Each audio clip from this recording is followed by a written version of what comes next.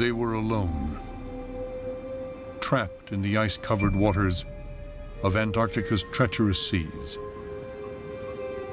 Frozen, as one man put it, like an almond in the middle of a chocolate bar. The year was 1915, and the Imperial Transantarctic Expedition had ground to a halt. 28 men fought unceasingly to save their ship from the onslaught of the ice. The outside world had no idea of their predicament as they drifted helplessly towards uncharted waters. With civilization over 1,000 miles away, only static crackling could be heard through their radio headset.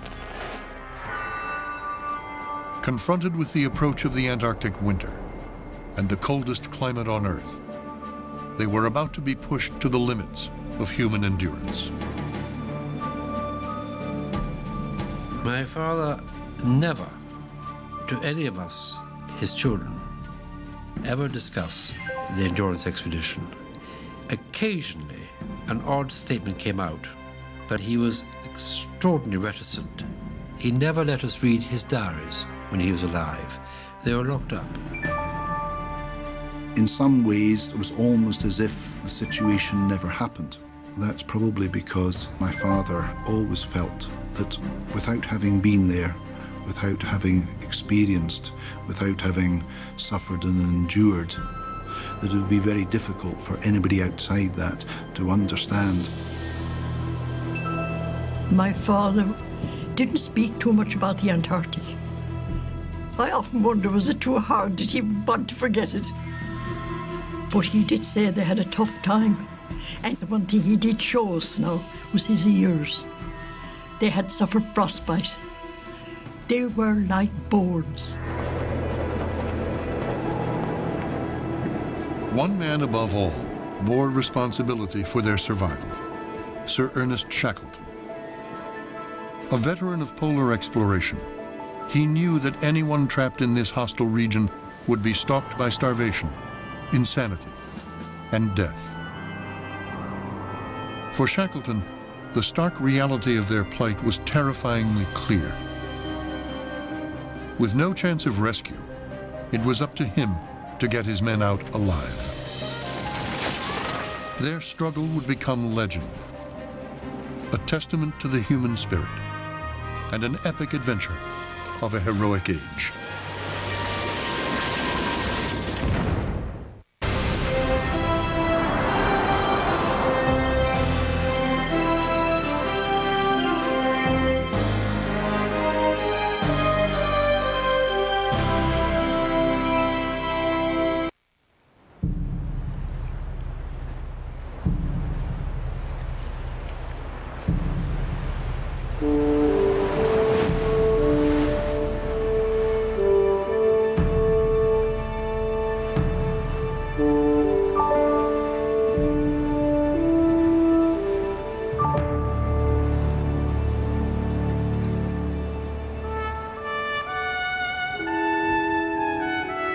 In 1913, an Anglo-Irish explorer named Sir Ernest Shackleton set an ambitious goal. After the conquest of the South Pole, there remained but one great object, the first crossing of the Antarctic continent from sea to sea. The distance will be roughly 1,800 miles. Half will be over unknown ground. Every step would advance geographic science. It will be the greatest polar journey ever attempted. Shackleton was an inordinately ambitious man. He was searching for greatness, for reputation. And it just so happened that polar exploration offered him the opportunity. He had a huge amount of energy. He was full of enterprise. He was very good-natured. And anybody who ever met him saw that this was someone who was going to get on with people, and he was going to get on with what he wanted to do in life. Shackleton left boarding school at age 16 and joined the Navy to sail around the world. But he was soon drawn to the glory of exploration as he accompanied Robert Scott on his attempt to reach the South Pole in 1902. Like beasts of burden, they man-hauled supplies, but failed to bring enough to ward off cold, starvation, and scurvy. Over 400 miles from the pole, they were forced to give up. At 28, Shackleton's ravaged face betrayed the suffering he had endured. Scott dismissed him as our invalid and sent him home to England. It was a devastating indictment, but not one shared by the public, which idolized these men as heroes. 6 years later, Shackleton launched his own assault on the pole with Siberian ponies. Only 97 miles from the prize, he made the agonizing decision to turn back, rather than risk the lives of his men. While praising Shackleton for lifting the veil from Antarctica, Norwegian explorer Roald Amundsen noted, "If Shackleton had been equipped in dogs, and above all, skis, and understood their use, well then the South Pole would have been a closed chapter." 2 years later, Amundsen claimed the pole for Norway. Undaunted, Shackleton applied his ambition to the crossing of the continent. Shackleton was the most charming, persistent beggar you have ever met. And he had a wonderful way of being able to get money for his expeditions. His outgoing, open approach to things disarmed people. I'm not saying disarmed them of their money, but people took an instant liking to him. Born into the middle class, Shackleton's marriage to the affluent Emily Dorman helped him court patrons. With gifts and loans, he purchased a ship and christened her the Endurance, after his family motto, "By endurance we conquer." As war threatened Europe, Shackleton offered his ship and service to the British Navy, which declined, convinced the fighting would be over in months. Left alone to raise their 3 children, Emily wrote, "I think fairy tales are to be blamed for half the misery in the world. I never let my children read, and they were married and lived happily ever after."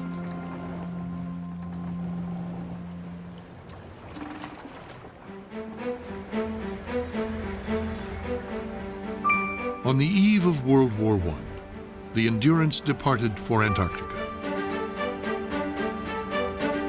On board were 69 excited sled dogs and a 28-man crew of seamen, scientists, adventurers, and escapists. For Shackleton, personality mattered more than a man's experience with ice and snow.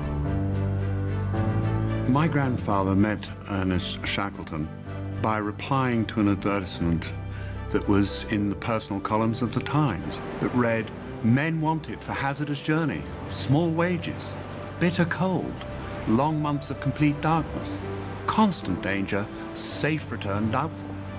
Honor and recognition in case of success, Ernest Shackleton." And such an advertisement would have been absolute catnip to my grandfather, Colonel Ord Lees. He couldn't resist it. My grandfather, Chippy McNish, saw an advertisement in the paper and he said he might not return.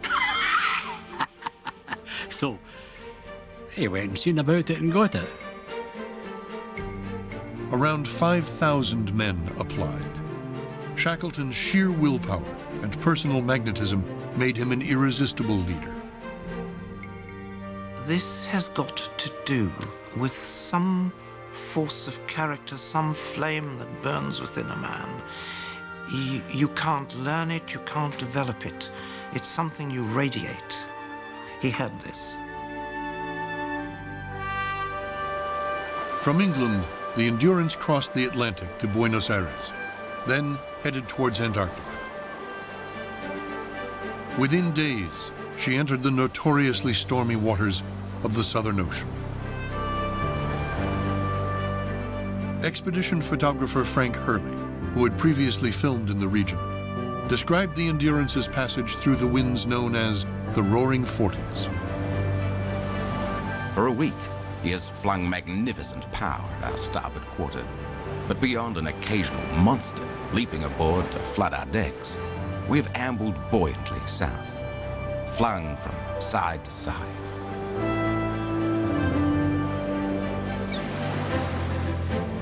On November 5th, the towering ranges of South Georgia, a sub-Antarctic island, came into view.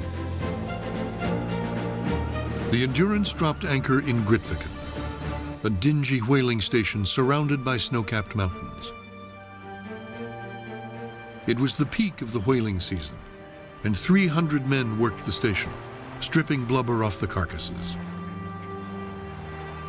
When Shackleton arrived at Grytviken, whale catchers were coming in with their catches, and they're saying there's a lot of ice around, and this appeared to them to be a reasonable bad year for ice.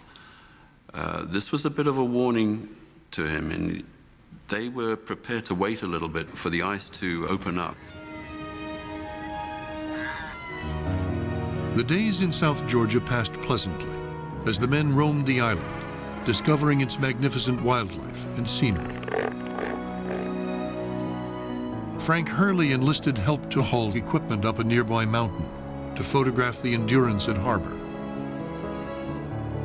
He was, according to one man, a warrior with his camera who'd do anything to get a picture. Shackleton spent time with local whalers, learning about Antarctica's ice-ridden Weddell Sea, infamous for crushing ships. By the end of December, he hoped to reach Vassal Bay, a landing point that gave him the shortest route across Antarctica.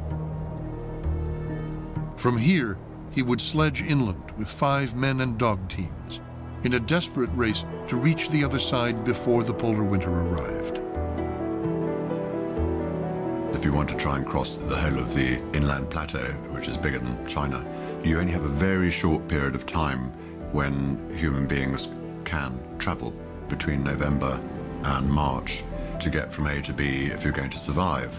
If you overstayed or you set out too early, you'd almost certainly be killed by the cold. With the southern summer warming South Georgia and war engulfing Europe, Shackleton grew desperate to depart. He could only pray the ice would not impede them. I have here a letter which my father wrote to his father, dated from South Georgia on the 2nd of December 1914. It says, "Dear old Dad, just a line before we sail. This is the last port before the south. We have had a very good time so far, and I think we shall do well. I hope to be home again within 19 months, and if I can manage it, go straight to the front. What a glorious age we live in." As South Georgia disappeared, Alexander Macklin, the ship's doctor, observed, "We had now cut ourselves adrift from civilization and were making our way off the map. We met several large bergs drifting majestically north, and in contrast to their absolute whiteness, the sea had a dark, black look." But Shackleton watched with alarm. As they encountered stream ice, he ordered the sails taken in and proceeded cautiously under steam. Checking the noon latitude, he was shocked to find ice so far north and knew it meant delays. Ord Lees, a captain in the military, described their enemy. "This then is the pack, a sight worth coming so far to see. And even as I write, the book is constantly being jerked from under my pen as the ship takes the shock of charging each slab, and we go along scrunch, scrunch through the pack." To go through those large blocks of ice in a wooden ship is a pretty horrendous experience. It feels as if the boat is being hammered by heavy objects, and the noise is severe. You think the boat is really being punished. You need to know what sort of bang was an alarming one and what was just a normal one, because a lot of ships who behave wrongly in that sort of pack ice go down terribly quickly. To battle the ice, the Endurance was sheathed in greenheart, one of the toughest woods available. Shackleton tried to avoid direct hits, scanning the horizon for patches of open water. He shouted orders to the captain, Frank Worsley, who in turn directed the man at the wheel. In contrast to Shackleton's caution, Macklin noticed Worsley specialized in ramming, and I have a sneaking suspicion that he often went out of his way to find a nice piece of floe which he could drive at full speed and cut in two. He loved to feel the shock, the riding up, and the sensations as the ice gave, and we drove through. For weeks, the Endurance fought her way through the ice-locked sea, consuming her precious supply of coal. Finally, Ord Lees observed, Dame Fortune, Sir Ernest's old and constant friend, again favored us, for a rift appeared southward, and we passed through. On New Year's Eve, Frank Hurley's diary reflected the hopefulness that had settled over the ship. About midnight, we crossed the Antarctic Circle, with a glorious sunset reflecting in placid waters, and so entered geographic Antarctica with the dawn of the new year. Below him stood Shackleton, relieved to see open waters. He knew the Endurance could forge ahead, with 24 hours of summer daylight to guide her.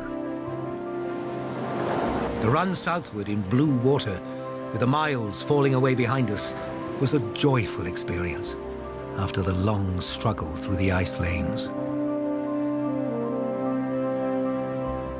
9 days later, the Endurance drew near to the coast of Antarctica, a solid wall of ice with cliffs reaching over 100 feet. Macklin was amazed. It was an awe-inspiring sight, and radiating from its surface, an intense cold could be felt. By January 18th, Shackleton was only a day's sail from his landing point at Vassal Bay. Once again, he was confronted by the pack. With the promise of open water just beyond its grip, Shackleton decided to enter. Slowly, he realized this was a more dangerous type of ice. The soft, snowy floes began to harden around the ship like concrete. Unable to push through without drastically depleting their fuel, Shackleton made a fateful decision. They would stand still and wait. The next day, Frank Wild, Shackleton's second-in-command, described their predicament. We were so firmly enclosed by the pack that no movement was possible.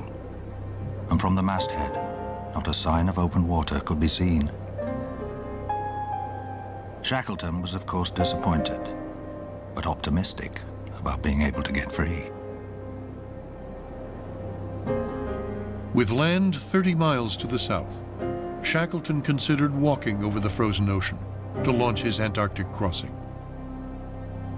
But summer was halfway over, and time was against him. Because just trying to cross 20 miles of loose sea ice with full sledges could take a month. And when he got over that sea ice, he'd be starting a vastly formidable journey in a bad state. But he did know that if he just stayed on the ship, they might get back out and have a good chance of continuing. Confident in the man they called the boss, the crew patiently waited, hopeful that a change in wind would soon shatter the pack's grip.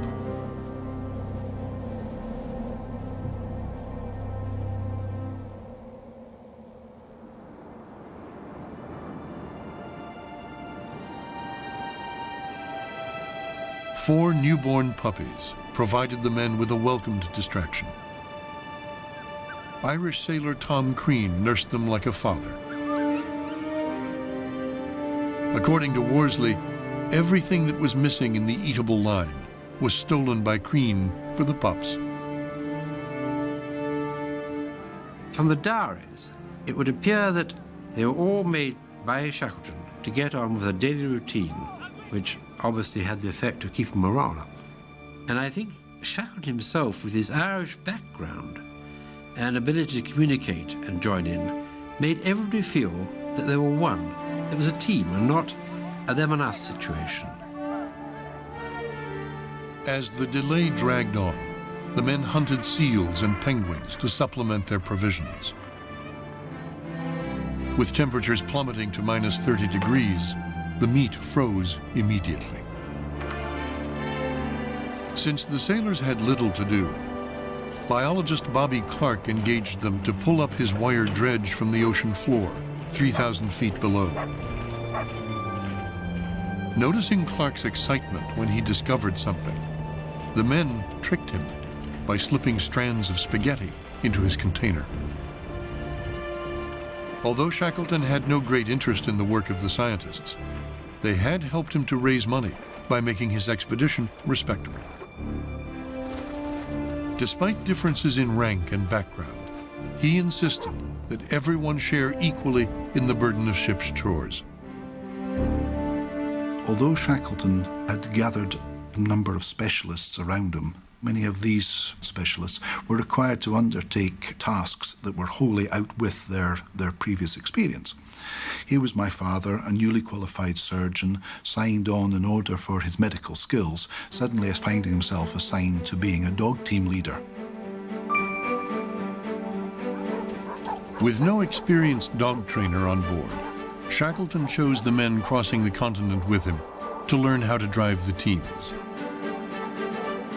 Frank Wilde and his beloved husky Soldier would train one group. Hurley got Shakespeare, the holy hound, who he praised as a magnificent animal that, as a companion, was better than some humans. As the men struggled with the traces, yelled confusing commands, Shackleton looked on, perhaps wondering if they could possibly survive the transantarctic crossing with its treacherous crevasses and weather.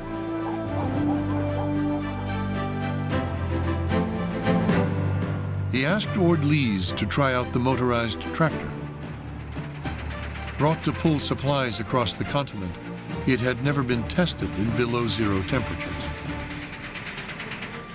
Ironically, it was easier to pull it than drive it. Increasingly anxious about their plight, Ord Lees, with his military background, begged Shackleton to let him manage their limited food supplies. You know, he was the only serving officer, and here were these, as he saw it, a bunch of amateurs, sailing down to the Antarctic, consuming the stores as though they had no care in the world. And he made his views known on the way down.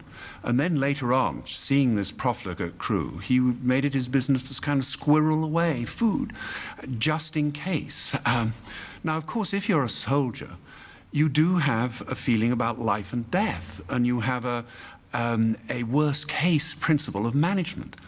The lives of your men depend on an officer thinking these things in advance. Shackleton came from a wholly different school. He was one of the greatest optimists living, observed Ord Lees in his diary. But, he later noted, optimism so often raises false hopes, causes disappointment. On Valentine's Day, open water appeared 600 yards ahead of the ship. With no dynamite to blast their way through, Shackleton ordered everyone out with saws and picks to carve a channel through the pack. Frank Hurley captured their struggle on film. For 48 hours, they worked unceasingly. But as fast as they broke the ice, the pool of open water surrounding the ship froze over. The Endurance couldn't batter her way through. From the deck, Shackleton surveyed the 400 yards of ice, 10 feet thick, still blocking the ship, and accepted defeat. Macklin recalled, Shackleton at this time showed one of his sparks of real greatness. He did not rage at all, or show outwardly the slightest sign of disappointment. He told us simply and calmly that we must winter in the pack, explained its dangers and possibilities, never lost his optimism. He realized at that moment he was not going to be able to cross the continent. So, although in his heart of hearts he knew the game was up, nonetheless he had the quality of leadership. He could hide his feelings and thoughts from his companions, and he presented to them the mask that he wanted to present, and nobody grasped what was going on, because at that point he had to keep their morale up, and that involved keeping up the pretense that the expedition could go on, because there is nothing that can crush a man as to see his dreams crumble to the dust. In May, the sun sank below the horizon, and the long Antarctic winter began. Shackleton was haunted by the knowledge that men on earlier expeditions had been driven mad by months of perpetual darkness. Worried that disheveled appearances were a sign of low morale, he insisted that everyone crop their hair. McNeish, the carpenter, observed, "We look the lot of convicts, and we are not much short of that life at present, but still hoping to get back to civilization someday." As the harsh weather descended, the men settled into their winterized quarters, nicknamed the Ritz. Leonard Hussey, the meteorologist, amused the men with his banjo. Hurley gave weekly lantern shows, flickering images of past travels across a makeshift screen. Saturday evenings ended with the weekly toast to our wives and sweethearts, followed quickly by the chorus, "May they never meet." On Sundays, the gang listened to records on a hand-cranked gramophone. Among the recordings was Sir Ernest's account of his last attempt to reach the South Pole in 1909. We retraced our steps over crevasses, through soft snow, encountering blizzards, till eventually on the 1st of March we arrived at winter quarters. Ord Lees reflected, "We seem to be a wonderfully happy family, but I think Sir Ernest is the real secret of our unanimity. Considering our divergent aims and difference of station, it is surprising how few differences of opinion occur." Nonetheless, friction lurked beneath the surface. The costume parties and musical evenings prompted McNeish to complain, "I've never had a religious service, with plenty of filthy remarks, as there are few who can speak of anything else." Ord Lees, in turn, found the carpenter to be a perfect pig. "I sit at the same table as McNeish because I thought a little unrefined company would be good training for hut life. But McNeish is a tough proposition. First, he sucks his teeth loudly, then he produces a match and proceeds to perform various dental operations." The tension of the polar nights was sometimes broken by fantastic displays of the southern lights, reminding Shackleton of the natural forces surrounding them. We seem to be drifting helplessly in a strange world of unreality. It is reassuring to feel the ship beneath one's feet. Since her entrapment, the Endurance had drifted with the pack over 600 miles through uncharted waters.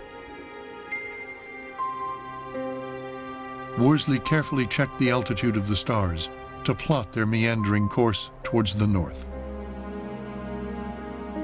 On June 8th, McNeish confided in his diary, "We have drifted 12 miles nearer home, and the Lord be thanked for that much, as I am about sick of the whole thing."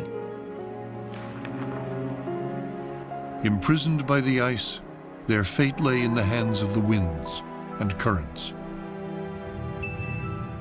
The drift of the pack ice varies with the strength of the wind. When the wind's blowing strong, the ice is moving rapidly to the north. Of course, when the wind is blowing strong, that's usually when you have a blizzard. But at least you knew at this time, when the wind was strong and to the north, that the ice was moving rapidly to the north and eventually will take you out of this. As winter receded, Worsley described how the darkness gave way to twilight. Every day, we see the glowing colours painted by the sun. Every day they last a little longer and stretch a little further.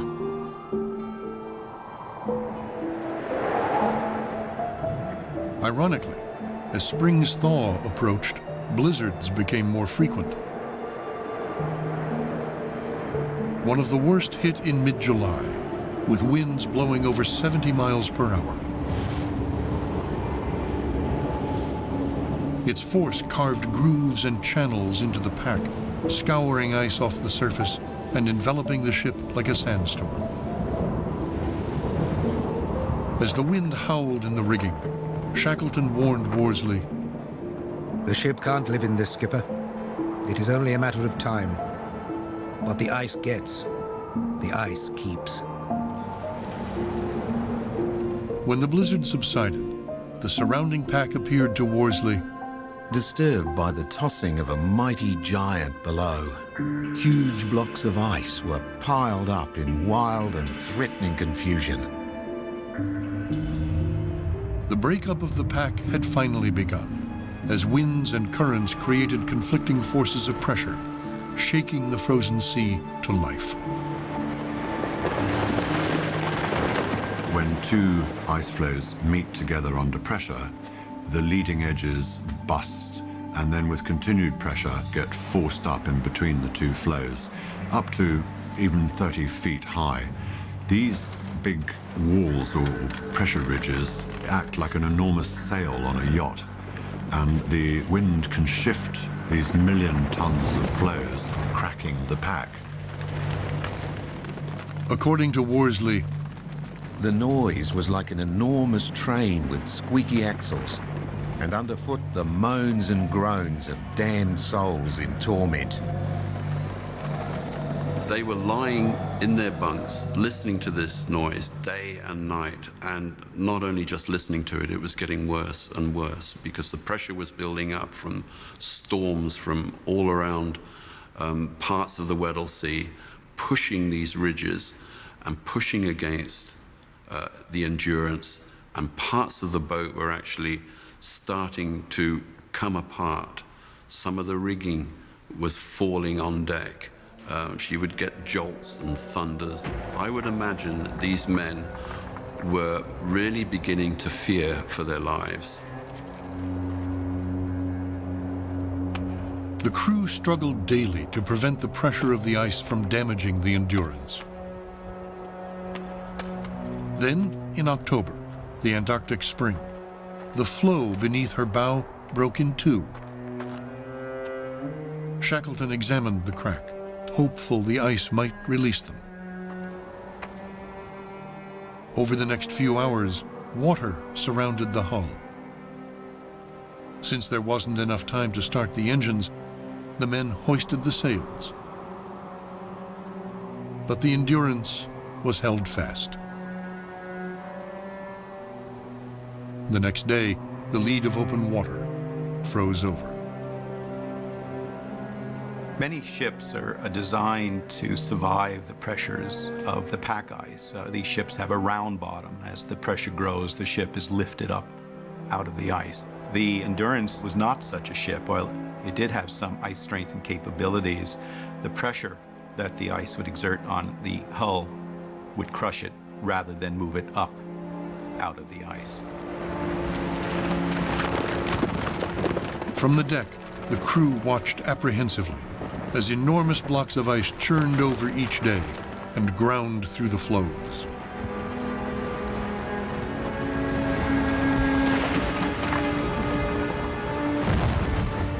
Seaman Walter Howe recalled the assault on the Endurance in a radio interview 40 years later. Well, the ice got her under the starboard quarter and lifted her bodily, as it were, and threw her forward, and then she listed very heavily to port. And the timbers began to crack and groan. It was there like heavy fireworks and blasting of guns. As Shackleton surveyed the damage, he appeared astonishingly calm. His determined optimism defied the impending sense of doom. To the outside, he presented the appearance of complete self-control, indifference, almost casualness. And this was very calculated because at every turn, his great trouble, his enemy, was not the ice, but it was his own people, in the sense it was their morale. That was the foe. He had to prevent their morale from crumbling. Throughout the night, McNeish, the carpenter, struggled to repair the broken ship. As water poured in, Ord Lees helped man the pumps. We were just able to keep pace with the leakage. Down aft, one could hear the ominous sound of the inrushing water. Our little ship was hopelessly crushed and helpless among the engulfing ice. At 9 p.m., Shackleton ordered the lifeboats lowered to the floe. Seaman Walter Howe remembered the moment. He sent Frank Wilde along forward to our quarters, who explained to us that it was a case of get out and to pack our bags with all necessary equipment we required and to be prepared for any emergency. The dawn of October 27th was, according to Shackleton, a fateful day. Though we have been compelled to abandon the ship, which is crushed beyond all hope, we are alive and have stores and equipment for the task that lies before us. I pray God I can manage to get the whole party to civilization. As men and dogs struggled onto the ice, Ord Lees expressed their shock. For the first time, we realized that we were face to face with one of the gravest disasters that can befall a polar expedition. For the first time, it came home to us that we were wrecked. You've got to remember that a sailor is a sailor, and that's his ship, his home. And once he's off that ship, he's had a loss. So once the ship had gone, my grandfather, I know, felt not at ease on the ice. Macklin wrote, "It must have been a moment of bitter disappointment to Shackleton. But as always with him, what had happened had happened. Without emotion, melodrama, or excitement, he said, ship and stores have gone, so now we'll go home." Extricating yourself from defeat is a strain that has broken many a man. It did not break Shackleton. He simply adapted to the new situation. And he realized if the one goal had disappeared, we'll have another one. And so, if I can't cross the continent, I'm going to bring all my men back alive. Because you mustn't forget that polar exploration was littered with dead bodies. And so he felt, what I will do is I will bring all my men back alive. It was his version of the old saying of snatching victory from the jaws of defeat. Not anticipating disaster, Shackleton had brought only 5 small tents that would now have to shelter 28 men. To make matters worse, there were only 18 sleeping bags made with reindeer fur. Shackleton had the men draw lots to see who would have to make do with woolen blanket bags. But he rigged it so that he and a couple of the other leaders didn't get the best bags, that members of the crew, seamen, got the best bags. That was a very big decision, because it might have been a life and death decision for Shackleton and his other officers. Shackleton then assigned the men to their tents, choosing the most difficult individuals to be with him. Enmities can be sometimes extremely destructive to the harmony of an expedition, and so can alliances. So he moved people around and noticed how were people getting on with each other or not getting on with each other. But it's all based on knowing his men. It's no good knowing theoretically how to handle people if you don't really notice what people are like. And he was extremely observant. At dawn, Shackleton called the men to discuss his plan. Continent from sea to sea. The distance will be roughly 1,800 miles. Half will be over unknown ground. Every step would advance geographic science. It will be the greatest polar journey ever attempted. Shackleton was an inordinately ambitious man. He was searching for greatness, for reputation. And it just so happened that polar exploration offered him the opportunity. He had a huge amount of energy. He was full of enterprise. He was very good-natured. And anybody who ever met him saw that this was someone who was going to get on with people, and he was going to get on with what he wanted to do in life. Shackleton left boarding school at age 16 and joined the Navy to sail around the world. But he was soon drawn. They were alone, trapped in the ice-covered waters of Antarctica's treacherous seas. Frozen, as one man put it, like an almond in the middle of a chocolate bar. The year was 1915, and the Imperial Transantarctic Expedition had ground to a halt. 28 men fought unceasingly to save their ship from the onslaught of the ice.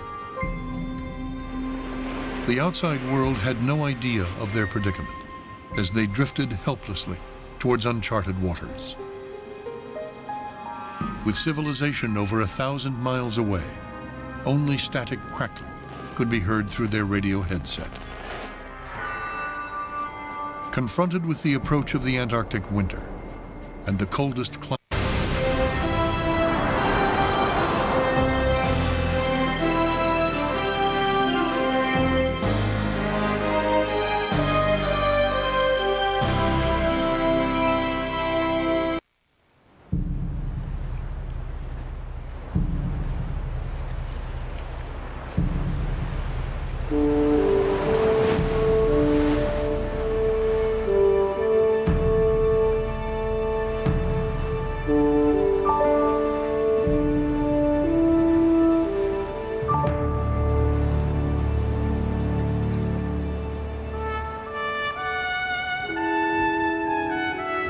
in 1913, an Anglo-Irish explorer named Sir Ernest Shackleton set an ambitious goal.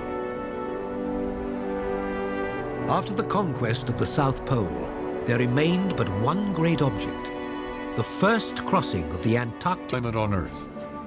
They were about to be pushed to the limits of human endurance. My father never, to any of us, his children, ever discuss the Endurance expedition. Occasionally, an odd statement came out, but he was extraordinarily reticent. He never let us read his diaries when he was alive. They were locked up. In some ways, it was almost as if the situation never happened. That's probably because my father always felt that without having been there, without having experienced, without having suffered and endured, that it would be very difficult for anybody outside that to understand. My father didn't speak too much about the Antarctic. I often wonder, was it too hard? Did he want to forget it? But he did say they had a tough time. And the one thing he did show us now was his ears. They had suffered frostbite. They were like boards. One man above all bore responsibility for their survival, Sir Ernest Shackleton. A veteran of polar exploration, he knew that anyone trapped in this hostile region would be stalked by starvation, insanity, and death. For Shackleton, the stark reality of their plight was terrifyingly clear. With no chance of rescue, it was up to him to get his men out alive. Their struggle would become legend, a testament to the human spirit, and an epic adventure of a heroic age.